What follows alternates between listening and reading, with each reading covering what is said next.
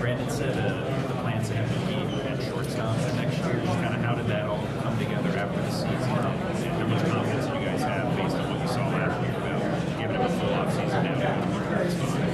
Yeah, I think that, where we're at right now, and just to sort of echo where Gomer's at in the sense of what Mookie took on, sort of just really spontaneous last year. And there were some good things. Right now, as the roster is kind of where it's at right now, continues to give us a lot of flexibility. It's an easy bet to bet on him with the full offseason. And just feeling good right now where we're at. Obviously, there's some things that can change, but all the confidence in Mookie. Brandon said like the one thing within that shortstop last year was the throw-in. How much of that is that just with more reps in the offseason so that footwork-wise you can figure it out that shortstop? Yeah, I think that the footwork was fine. Getting to the baseball, catching it, securing it, good. It's just the adjustment from the outfield, the longer stroke to the infield, the different arm angles, led to some errant throws. And so obviously Mookie's already early in his off-season work as far as already on the baseball diamond, taking grounders and things like that with this anticipation. Coming off of the World Series championship, you guys have been one of the most aggressive teams in free agency. What do you like about the way that 2025 is shaping up for you guys? I like it. I like the way the offseason has played out, certainly. I think obviously last year there was a lot of deliberation, waiting, and so I think that players, agents wanted to be a little bit more aggressive. And certainly when with what we've done so far, we've gotten better. I can't discuss too much as far as the detail of the players, but I like the direction we're going, certainly. How important was it to get somebody like Snell to kind of stabilize the rotation? I don't know how much I can talk about him because it hasn't been.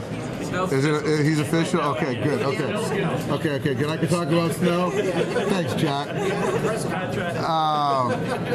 Great. Snell's great. Obviously, we've had a lot of familiarity with Blake. Great competitor, swing and miss stuff. I think he's only going to get better.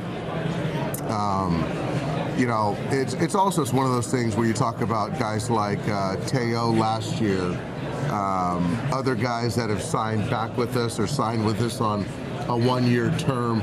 They want to be here. And so I think that that's something that I don't think you can put dollars to dollars on those desires. But just someone's desire to be in Los Angeles and be a part of what we're doing, it's easier to bet on the upside. Teo is currently still a free agent. How difficult would it be to replace his production lineup and his presence in the clubhouse? It'd be tough. Obviously, I'm a huge fan of Teo. We have a great relationship. I thought his words, he loved everything about being a Dodger.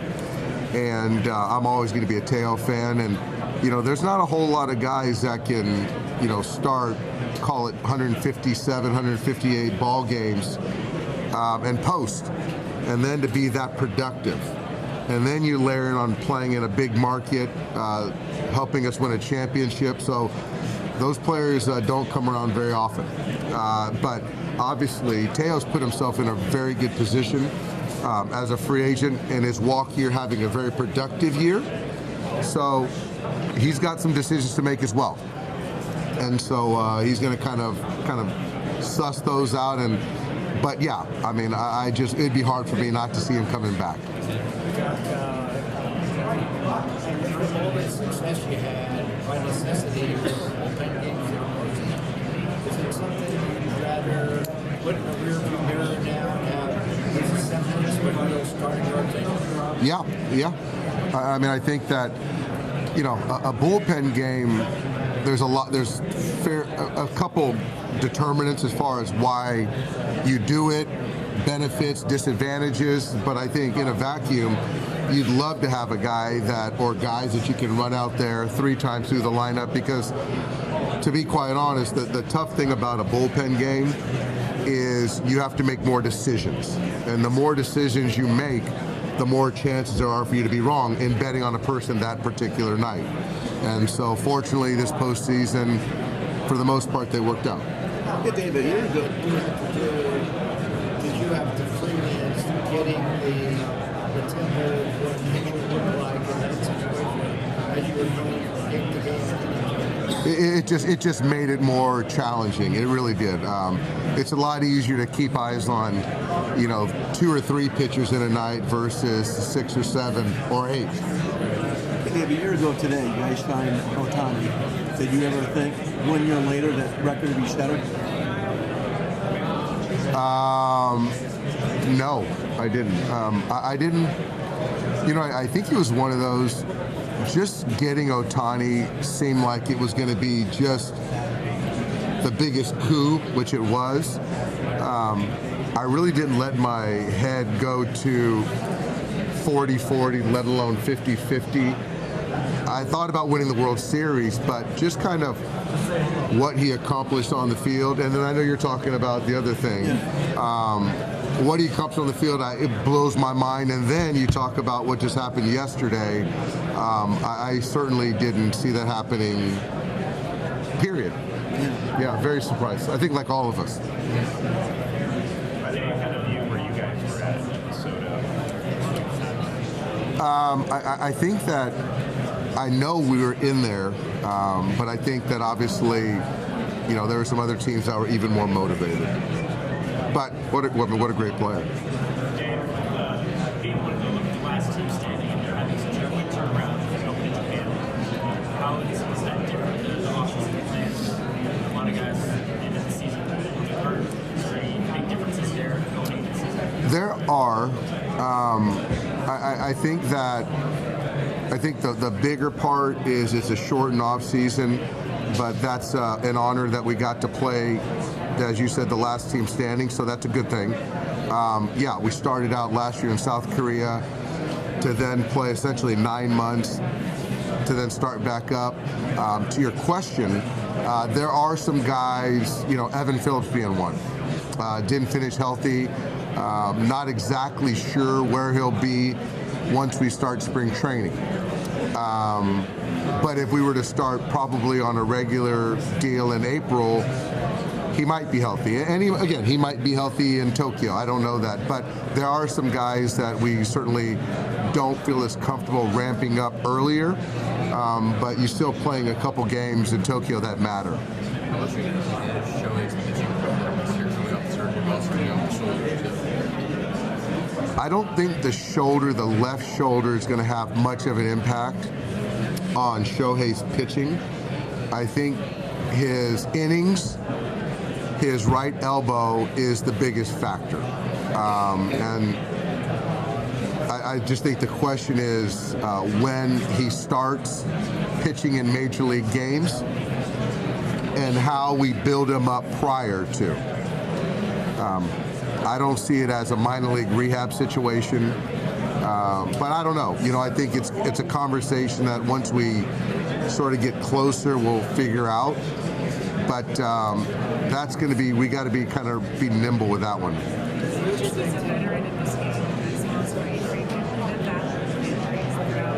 Whether it's the World Series or the entire postseason, what did you just learn from those guys? Now see, yes, to the severity of these injuries, but having to have the surgeries. I think it's, I think it's one of those things where there's a lot of players that play a major league season, and at the end of the season they have surgeries. But with our guys, what they went through, what they were going through, I just think it speaks to how special playing in the postseason, and certainly in both those guys' cases, the World Series, how hard it is to get there. And for those guys to play through the severity of injuries that they did is pretty miraculous, or it's really not surprising because they wouldn't have had it any other way. But you look at, Shohei, what he was going through in the World Series, what Freddie was going through for, call it 6 weeks. It took a lot of will and desire. Bud Black right there. I got a question. Hey, buddy, I called you when you were on MLB. You blew me off. I want to talk to Mark DeRosa. That's my mentor right there, Bud Black, Rocky's manager. I wouldn't be here without him. I wouldn't be here without you, Blackie. I don't want you. I don't want. You're not. I'm not taking questions from you. Take care, Blackie.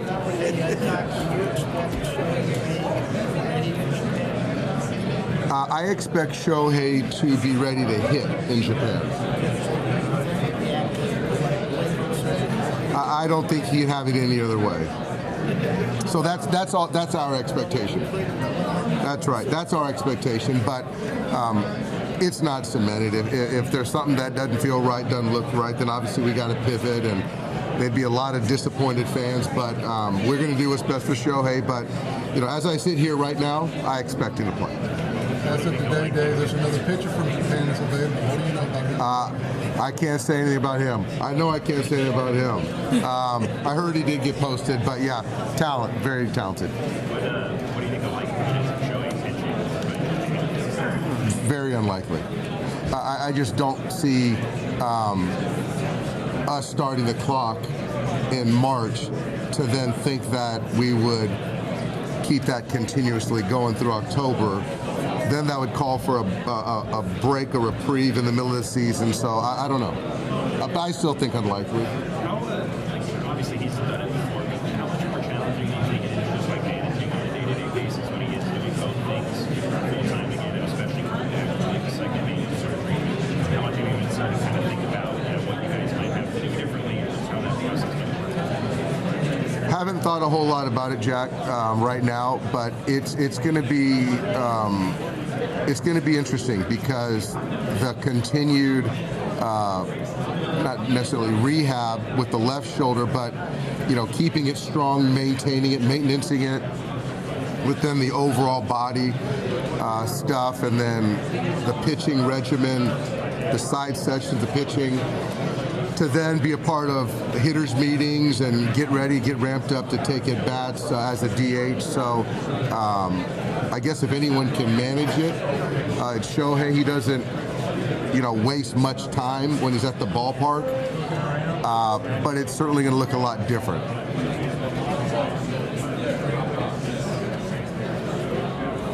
What makes the Dodgers a good landing place for players from Japan? What's the pitch? I think, I think the infrastructure of Japanese speakers on the staff, minor league staff, training staff, front office, baseball operation side of things, we have really that covered.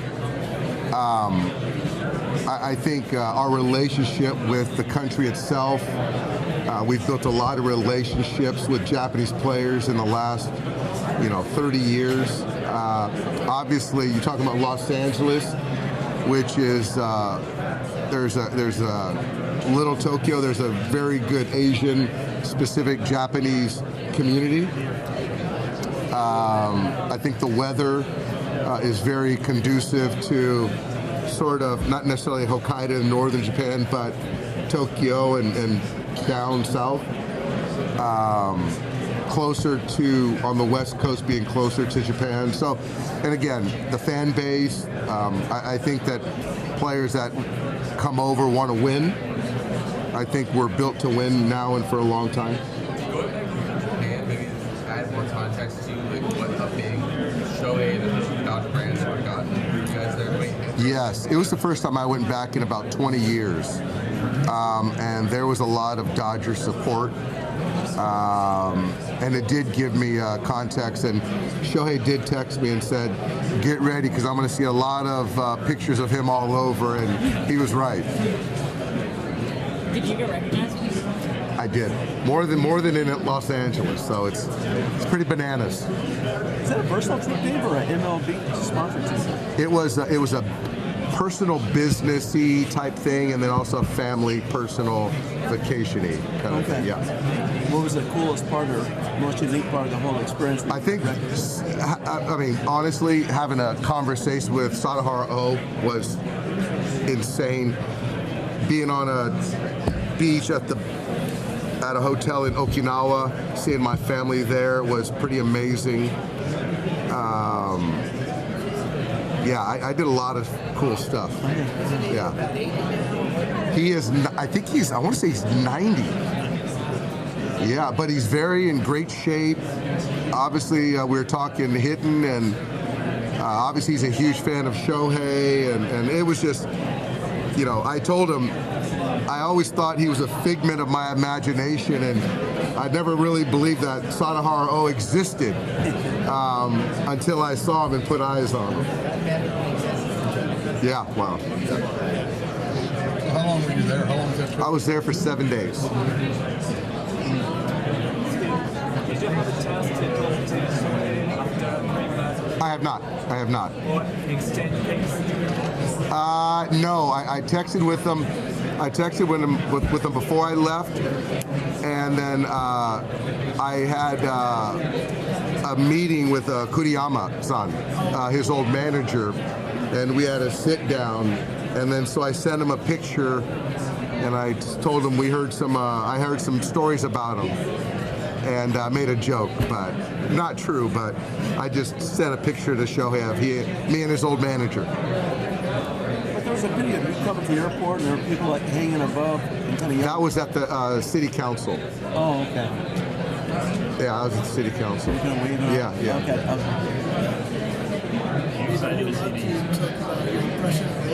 I'm not. No, I'm not. Are you excited to see these stadium renovations? I am. So, yeah, we're going to have a couple cages. The locker room, the weight room is going to be kind of more current. Logistically, will make more sense. It's going to be close. Our home opener to when they get everything all buttoned up. So I hear they're working tirelessly, so we'll see. I'm excited, yeah. My office is going to get a little bit bigger, which would be nice. Just a little bit nicer than it was when you were playing there. Yeah, I hope so. We're working on that. Maybe they can change the carpet, too. We'll see.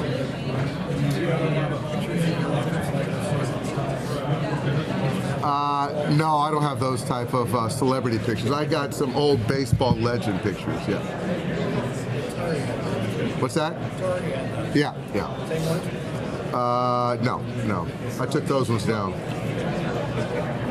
Last one, guys. Thanks, Ed. Thanks, guys.